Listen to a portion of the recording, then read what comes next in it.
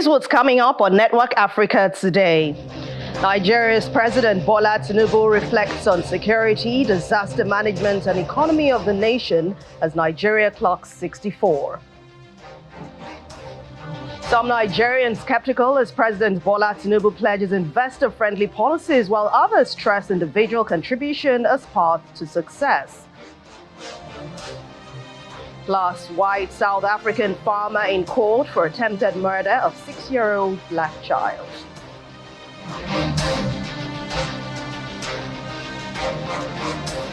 Hello and welcome to the program Network Africa on Channels Television, and happy Independence Day to all Nigerians. I'm Anne Nwawadu. Well, it's Nigeria's 64th Independence Day, and the day started with the President Bola Tinubu's address to the nation.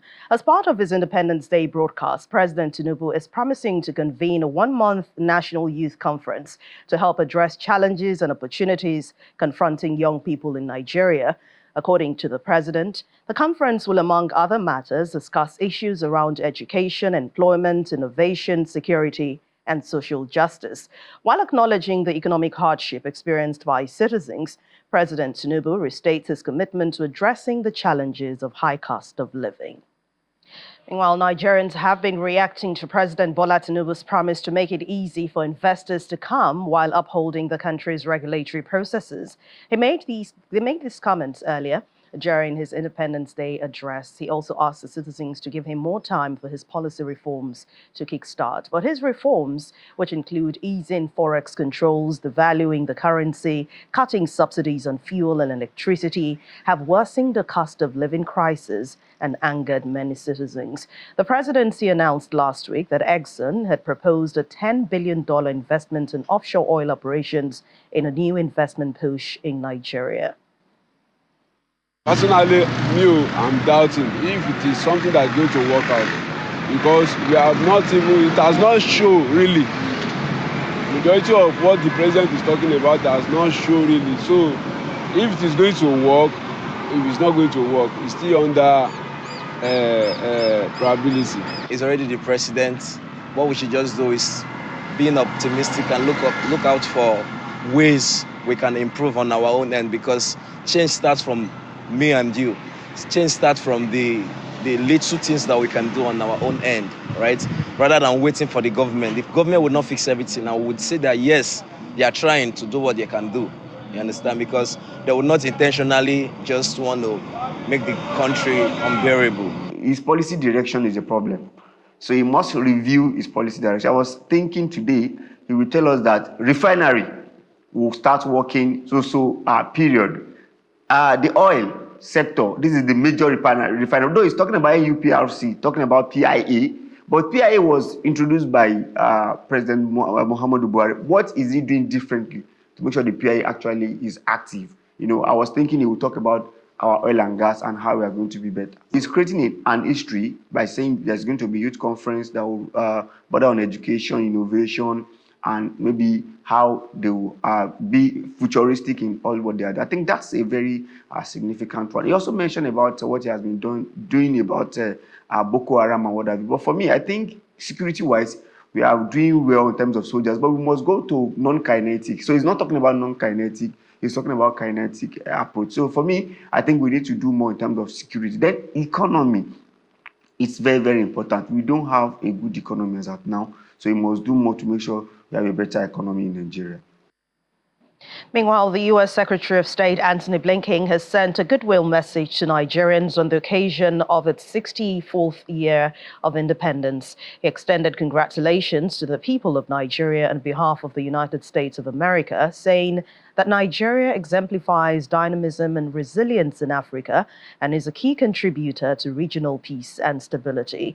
He gave a nod to the U.S.-Nigeria partnership, which he affirmed is built on mutual respect, shared democratic values, strong people-to-people ties, and commitment to fostering peace, prosperity, and security.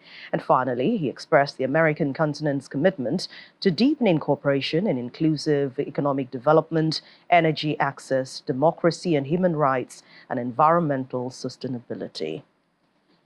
We move to South Africa now, where a farmer charged with murder and attempted murder has appeared in court on accusations of running over a 6-year-old black boy with a tractor. Christopher Stolman is charged with deliberately injuring Kwesi Jantis and breaking both his legs after accusing the 6-year-old of stealing an orange from his farm. The case has heightened racial tensions in the Western Cape province. Family members of both Stolman and Janjes were present in the courtroom. Magdalene Jantes, the boy's mother, sat quietly in the front row, wearing a shirt sporting a raised fist and text calling for justice for her son. I don't feel like this case must be taken lightly. I feel the state must do and the government must just make an example so that even the next person who thinks he still feels he can do the same thing, he must know that the law will deal with him duly. I feel with the family of Mr. Stolman because they did not send him to do what he did. He did it on his own and intentionally. Now they have to endure the critics and the pain that he inflicted, because the pain he inflicted in my family, he also inflicted in his own family, because they are also suffering. The South African government has withdrawn an instant porridge product from the market when 3 young children died after consuming it. An instant porridge has been withdrawn from the sale in South Africa after those children died. The 4th child, aged 7, also reportedly fell ill after eating the porridge, but he was discharged from the hospital over the weekend.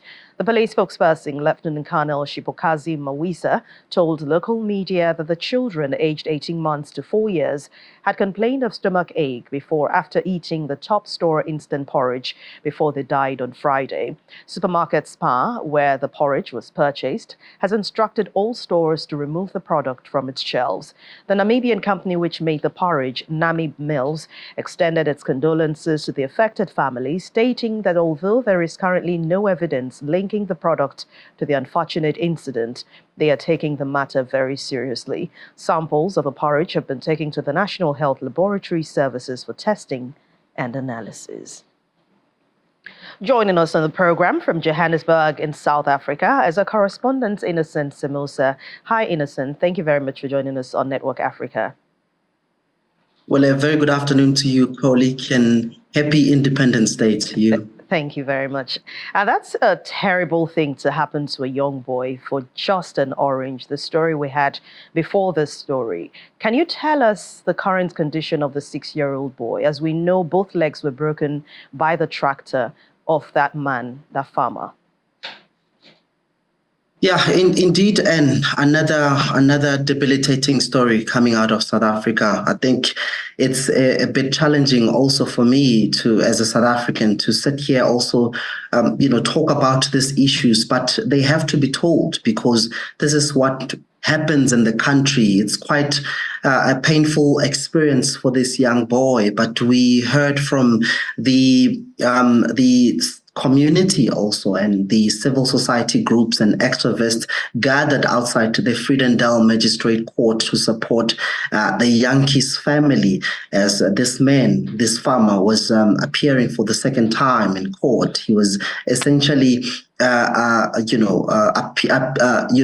asking for another bail. But of course, we do know that he's facing 2 counts of murder and also reckless driving. As you rightly indicated, he broke this boy's 2 legs, allegedly because he thought that they stole the oranges. And he is adamant that they did it. And he's not actually backing down about this issue. It's quite a painful moment for this young man because the truth is he might not be able to walk again. But I heard that he's recovering. But the challenge now is that he might live with this injury for the rest of his life because it's just below his ribs. And the bones that goes to his knees were broken. So it's a challenging and traumatic event because this I think he did not expect it. He's still a young man, but I guess it's important the fact that this matter is being given an ear in our courts, to really show people that you can't just get away with things like this. I think when issues of racial behaviors in the country raises its head, it needs to be nipped in the bud by our laws. And I'm happy that this matter is being given an ear in our courts. Anne? But what is the family of the farmer saying about the turn of events? We know his family was also in court, as well as the boy's family. Have they responded to this in any way? Well, they've not spoken to the media. In fact, one of my friends from other media houses told me that they tried to actually hear their word, but they didn't want to be filmed. Apparently, they're also saddened by this. Hence, you heard from the Yankees family saying that the family of this farmer is now dealing with the consequences of this man, because the truth is that they did not send him to do what he did, but eventually he has done it. So in a way, now the family is dealing with all of these challenges. I wonder if whether or not the family of this farmer, the ones that were in court, whether or not they were there to support him or they were there to just witness the proceedings and hear the verdict of what the judge has to say. But either way, I think it's important that the laws of the country prevails in this matter. But again, don't think that they will come to the fore to speak about this issue, because you would imagine, Anne, that is quite embarrassing. It's an embarrassing moment because the country is moved away from those issues of apartheid and of racial tensions. So it's in a way taking us back, but I don't think that they'll come to the fore to speak about this issue. All right, Innocent, just in 10 seconds, if you can, because we're out of time, let's quickly move to the matter of the instant porridge, which killed some children. What more can you tell us about that very quickly? Yeah, indeed. The Namibian food company said that they're also doing their own investigations because they don't think that they want to make sure that this death came from their product. As we wait for the samples, as you indicated in your intro, that the National Health Laboratory Services will be taking some of the samples to really determine whether or not this death came from these products. And all right. Thank you very much, Innocent Samusa. Thanks for your time and your contribution on Network Africa. Thank you, colleague. You're watching Network Africa on Channels Television, and still ahead on the program, Spanish town holds funeral for migrants who died after their boat sank off the Canary Islands. Details in a moment. Please stay with us.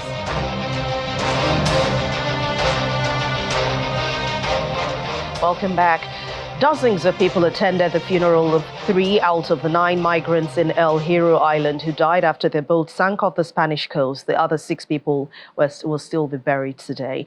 48 migrants are still missing in that incident, and what threatens to be the deadliest of such incidents in 30 years of crossings from Africa to the Canary Islands. Rescuers who received a call on Saturday shortly after midnight from the boat were able to pick up 27 of 84 migrants who were trying to reach the Spanish coast. According to Spanish authorities, the migrants were all from Mali, Mauritania, and Senegal. Data from the European Union's border agency shows that the number of migrants crossing from West Africa to the Canary Islands increased by 154% from January to July, totaling over 21,000 in the first 7 months.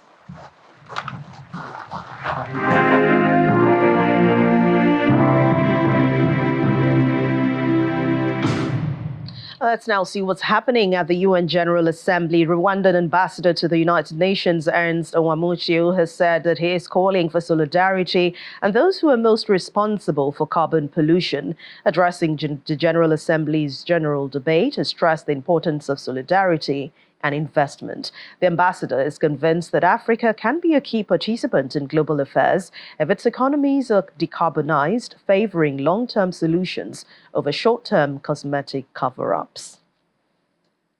With the world's fastest growing middle class, estimated to encompass 1.1 billion people by 2060, Africa will take the center stage of global affairs. However, this feat cannot be achieved without the adequate tools to both finance the decarbonization of our economies and mitigate the effects of climate change. Building resilient economies in the global south is an urgent priority, which goes hand in hand with increased solidarity from those who are most responsible for carbon pollution. The pay-to-pollute model is not a viable option. Solidarity and investment are. The year 2024 marks 2 decades since Rwanda's first deployment of troops under the United Nations peacekeeping banner. Today, Rwanda is among the top contributors with deployment in missions across Africa. And yet, insecurity in our region has reached unprecedented levels. This is evidenced by the rising threat of radicalized insurgency in the southern part of the continent, terrorism in the Sahel, or the presence of state-sponsored genocide militias right by our border. Mr. President, no more than ever, cosmetic fixes must be avoided in favor of long-term solutions addressing the root cause of these conflicts.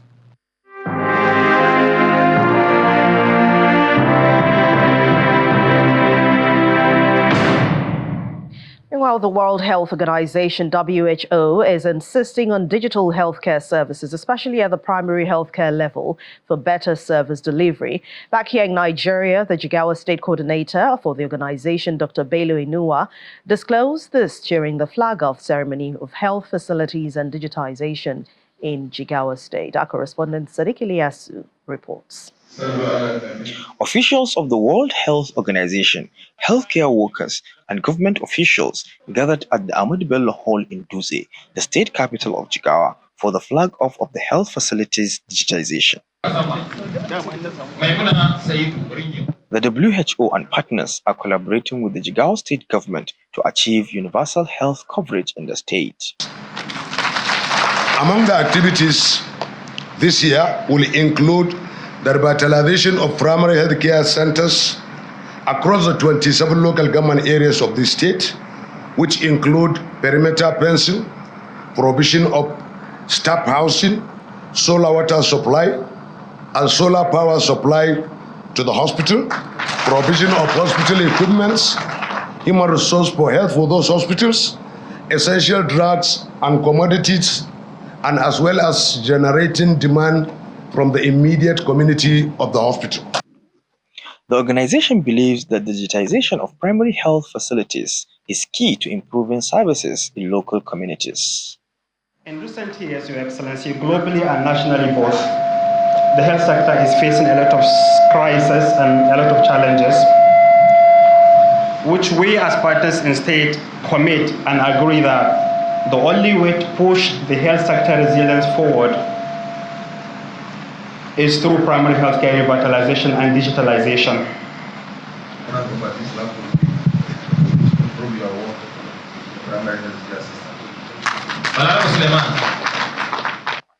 To achieve this, the state government is distributing laptop computers to health workers in the state.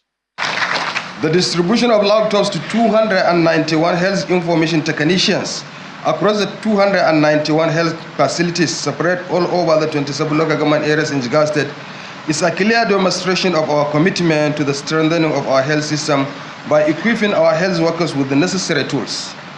In particular, this will ensure that data management and quality assurance become an integral part of our health system.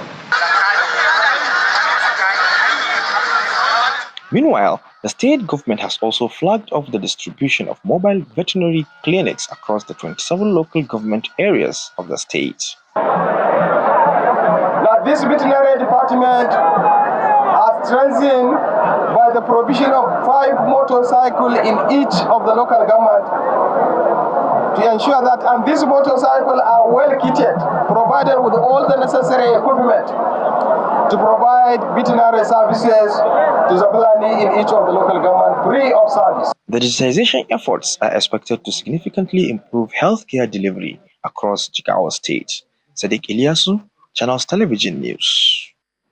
And that's Network Africa for today. Thank you so much for watching. I'm Anne Nwawadu. Have a wonderful day and happy independence to all Nigerians.